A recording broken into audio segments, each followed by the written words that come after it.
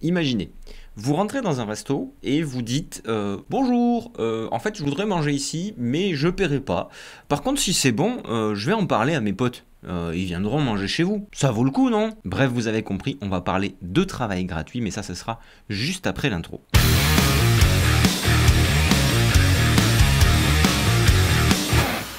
Et salut les gens derrière l'écran, c'est François pour la chaîne Explique-moi encore, je suis ravi comme toujours de vous retrouver pour une nouvelle vidéo. Si vous êtes nouveau ici, on parle de création de vidéos, de matos, de comment vivre de la vidéo, bref, si c'est quelque chose qui vous intéresse, eh bien, vous pouvez envisager de cliquer sur le petit bouton s'abonner qui se situe quelque part par là-dessous. Alors travailler gratuitement, c'est un sujet qui fait énormément débat, surtout dans la vidéo. Est-ce qu'il faut travailler gratuitement? Est-ce qu'il faut pas? Est-ce qu'il y a des cas où c'est intéressant? Est-ce qu'il y a des cas où ça ne l'est pas? Est-ce que c'est dangereux? Est-ce que, voilà, il y a plein de questions auxquelles on va essayer de répondre aujourd'hui. Et je précise également qu'ici c'est mon opinion, c'est ma façon de penser, vous avez bien entendu le droit de ne pas être d'accord et de le dire dans les commentaires, ou d'être d'accord et de le dire aussi dans les commentaires. Puis avant qu'on me saute à la gorge, non, je n'encourage pas au travail gratuit, mais que celui qui n'a jamais fait de vidéo gratuitement ou à un prix dérisoire me jette la première pierre. On va donc commencer dans un premier temps par voir les situations dans lesquelles oui, ça peut être intéressant de travailler gratuitement. Et surtout,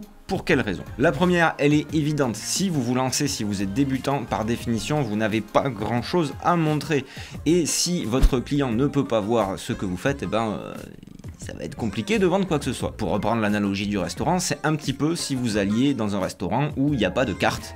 Et vous rentrez et on vous dit, on va vous faire un truc. Mais ça va être bon, hein, c'est sûr. Hein. Donc voilà, à un moment donné, il faut avoir un portfolio, il faut des choses à montrer. Alors, tant mieux si c'est d'entrée de jeu des choses qui sont payées, mais il ne faut pas hésiter non plus à aller mettre le pied dans la porte, j'ai envie de dire, et aller filmer des choses intéressantes pour pouvoir les montrer par la suite à des clients qui, eux, vont vous payer. Il y a aussi le fait que vous ne savez jamais qui pourra voir votre vidéo. Parfois, on peut vous demander, est-ce que tu pourrais nous rendre service, nous filmer une vidéo gratuitement?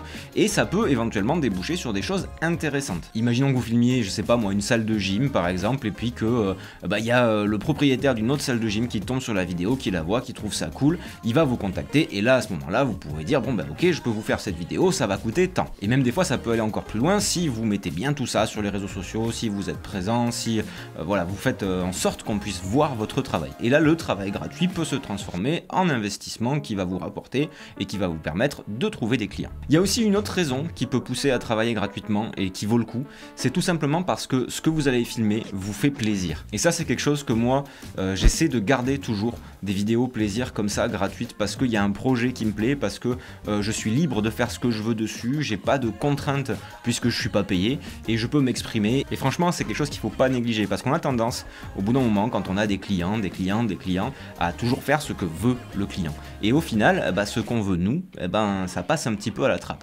Des fois, même en gratuit, ça vaut le coup juste pour l'épanouissement personnel de faire des projets qui nous plaisent et de se donner à fond sans qu'il y ait un retour financier particulier dedans. Et en plus de ça, ça va vous aider à travailler votre créativité, votre technique, bref, ça va vous aider à développer des idées, choses que vous n'auriez pas forcément pu faire sur des plans qui sont très drivés parce que payés, parce que le client il veut exactement quelque chose de très spécifique. L'autre raison pour laquelle ça peut valoir le coup de temps en temps de faire des plans gratuits, c'est que il faut le voir aussi comme un investissement. Et on y reviendra en fin de vidéo, restez bien jusqu'à la fin parce qu'il faut vraiment voir les choses dans leur ensemble, avant de me dire que je dis n'importe quoi. C'est un investissement parce que l'expérience c'est quelque chose qui n'a pas de prix.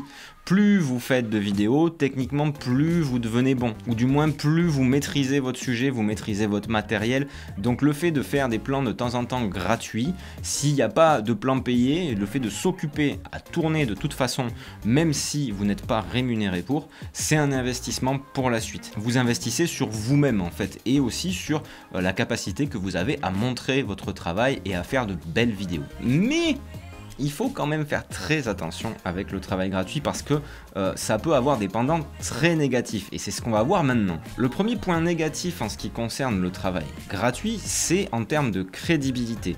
Si vous faites trop de gratuit ou si ça se sait que vous travaillez gratuitement, ça va vous faire perdre en crédibilité. Ou même si vous pratiquez des tarifs très bas, ça va forcément dans l'esprit du client vous faire passer pour un vidéaste un peu cheap. C'est pour ça qu'il ne faut pas abuser du travail gratuit parce qu'au final en termes d'image, ça peut vous desservir énormément. Vous donner un côté cheap ou un côté pas sérieux. Bizarrement parfois, il y a certains clients qui sont rassurés par des prix élevés en se disant je paye un certain prix, ça veut dire que je vais avoir un service de qualité.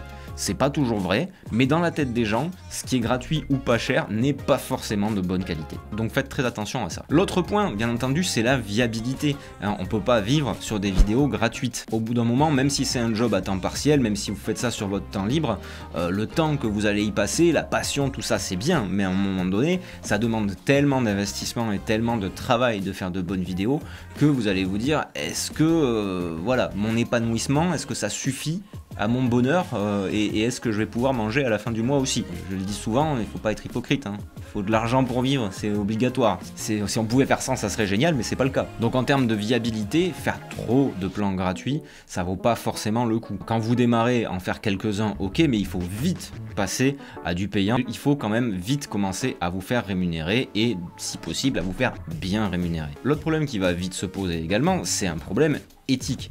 Vous n'êtes pas les seuls vidéastes autour de vous, il y a plein de vidéastes, il y en a de plus en plus. Ces gens-là, ils ont besoin de vivre, ils ont besoin de manger. Vous êtes peut-être auto-entrepreneur avec très peu de charges, il y en a qui sont sur d'autres formes d'entreprise et qui donc ont beaucoup de charges, ont de la TVA et tout ça, et c'est pas très réglo de faire de la concurrence comme ça avec du gratuit, ou alors d'aller se poster sur un plan en disant non mais moi je vous le fais gratos, alors que derrière il y a un mec qui attend après ça pour pouvoir manger à la fin du mois. Et même si c'est pas encore votre cas à vous, ça pourra potentiellement le devenir et vous vous direz ah ouais, le mec qui a fait le truc gratuit alors que moi j'avais fait un devis et que ça devait m'assurer mon mois et tout, je l'ai eu dans l'os. Parce que forcément il y a des gens qui regardent au budget et que s'il y a quelque chose de gratuit, ils vont aller vers le gratuit parce que la qualité de la vidéo, ils s'en foutent un peu, ils veulent juste avoir une vidéo et que ça soit pas cher. Et ça revient aussi à la viabilité parce que si vous vous faites détester de tous vos concurrents parce que vous faites du gratuit ou des prix déloyaux, à un moment donné, ça risque de coincer. Encore une fois, du gratuit de temps en temps, ok, très bien pour les raisons qu'on a vues dans la première partie,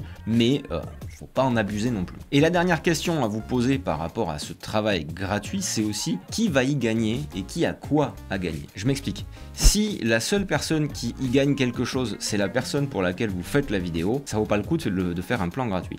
Alors par y gagner, j'entends plusieurs choses. Ça peut être y gagner de l'argent. Si la personne pour qui vous faites la vidéo va faire un paquet de thunes grâce à cette vidéo, si grâce à cette vidéo qu'elle va poster sur les réseaux sociaux, elle va avoir des clients, mettre en avant son entreprise et tout, machin, c'est normal que vous en ayez une partie puisque vous y avez contribué. Donc dans ce cas-là, ça vaut pas le coup de faire quelque chose gratuitement. Après, il y a aussi le fait que vous pouvez y gagner humainement, en termes d'enrichissement, en termes de plaisir. Il n'y a pas que l'argent non plus là-dedans. Il faut surtout pas négliger cet aspect-là parce que si vous prenez plus de plaisir à faire vos vidéos, vous allez vite décrocher et vous allez vous écurer. Également, si vous faites une vidéo gratuitement, mais pour une structure qui a énormément de visibilité, ça peut aussi valoir le coup pour vous en termes de réputation. Vous pourrez dire, quand vous allez montrer à de futurs clients, vous vous dites j'ai fait cette vidéo pour telle marque ou pour tel commerce qui a été vu 100 000 fois et qui leur ramène plein de clients. Ça peut aussi vous aider en termes de crédibilité et vous aider à trouver de futurs clients. Mais alors, il faut en faire du gratuit ou il faut pas en faire du gratuit? En fait c'est un petit peu des deux, c'est un condensé de tout ce que je viens de dire, c'est-à-dire qu'il faut étudier au cas par cas l'intérêt que vous pouvez avoir à faire du gratuit. Il faut pas sauter dessus systématiquement parce que c'est pas viable, vous allez vous griller et ça va pas le faire, mais il faut étudier les propositions de travail gratuit ou les propositions que vous-même vous pouvez faire de travail gratuit si derrière il y a un retour sur investissement. Encore une fois, pas forcément financier, ça peut être de l'épanouissement, mais il faut que vous ayez quelque chose à y gagner.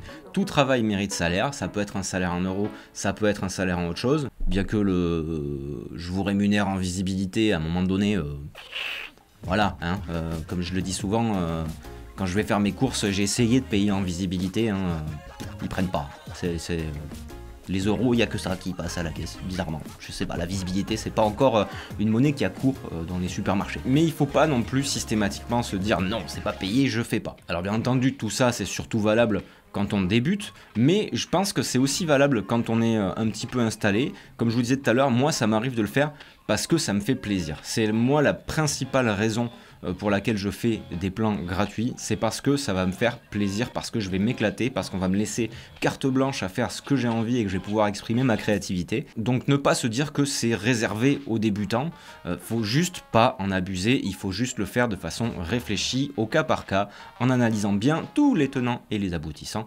de ce que va impliquer votre travail gratuit. Bref les amis, il faut voir loin et aussi mettre le coup de blaster sur le pouce en l'air qui se situe juste en dessous de cette vidéo. Si vous avez aimé cette vidéo, la partagez. Vous pouvez aller voir aussi d'autres vidéos qui s'affichent juste là sur justement comment on fait pour travailler dans le milieu de la vidéo, comment on devient pro et tout ça. Vous pouvez aussi vous abonner pour ne rien rater, activer la cloche, tout ça. Et moi je vous dis les amis, restez curieux et à très bientôt pour une prochaine vidéo.